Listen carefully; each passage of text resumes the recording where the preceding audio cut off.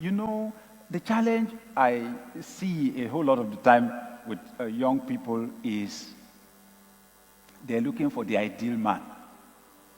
They're looking for the ideal woman. You know what? Your ideal husband is already married. Your ideal wife is already married. That's why some people fall in love with married people.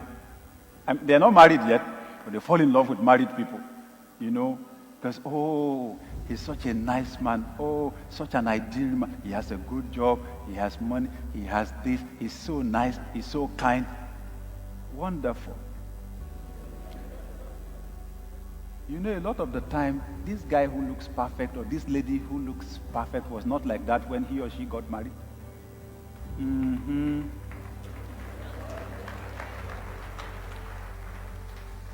If in your vision, your husband is a CEO, can you recognize him when he is not yet a CEO?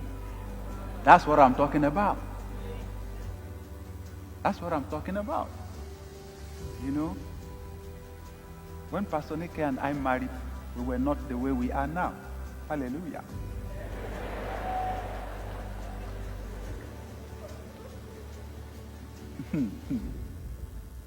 It has taken investment. and you know, this is why I have an issue with guys who are always almost turning bachelorhood into an institution. What's the big deal? There are lots of people around town who are not getting married because they want to be able to get a mansion, you know, and to have some money and to have some cars. How can you marry a girl when you are not yet set? I mean, financially, you know, they already have a job. And they are waiting to have an ideal financial situation. And I'm telling you, if you're in that situation, you've been deceived.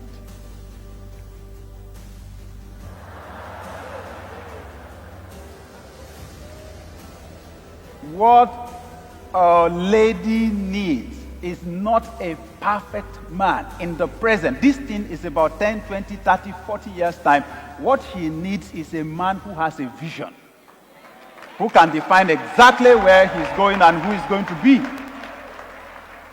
That is what defines the kind of a wife he should marry.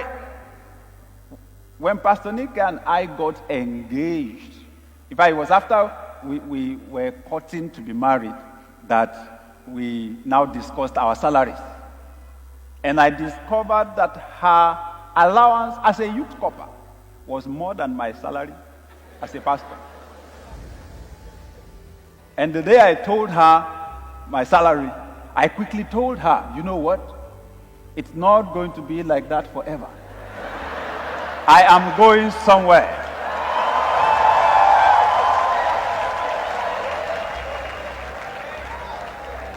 I described the future for her and told her, you know what? In fact, even though we will help each other at the beginning, but there's coming a time when I will ask you to keep your salary, keep your pay. I will bear the responsibility for this family fully.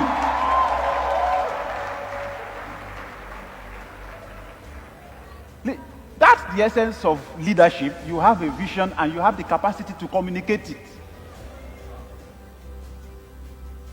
You should be able to sell your vision to a lady.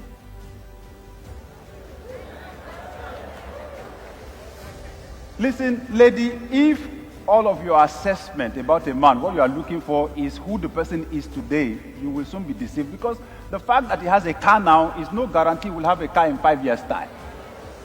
Marriage is largely, listen, making a choice for marriage is largely a matter of intuition. Some people, all they think about is the wedding day. One day, they invest all their thoughts, all their energy, all their preparation. One day, the wedding day. My wedding. The gown will come from Singapore. If you okay, so on the wedding day, then the pastor says, say after me, and then you say, I do. So after that, what next? That's when some people remember, okay, there's honeymoon. They're supposed to do honeymoon after. So they do honeymoon 2 weeks or 3 weeks or 4 weeks, and then after that, so what next? Nothing, no idea, because all they were thinking about was a wedding. Somebody gave us a book when we were preparing to get married, titled, After Every Wedding Comes a Marriage. that we should prepare more for the marriage than the wedding. Okay, so that's the point. Who is this person going to be? And I'll tell you this. The reason why your becoming mature is critical. Your spiritual maturity is the key thing. Your greatest asset in finding someone to marry is your ability to hear from God. Nobody can accurately predict your future or guarantee what it will turn out to be 20, 30 years from now except God. Nobody can predict the future except God. You need to grow spiritually and develop the ability to hear from God. You need to take time to pray. Take time to pray. Catch a vision of your future. And then you can marry someone who aligns with that future. Now, once your vision of the future is defined, your values will be defined. Your values are the things that are very important to you.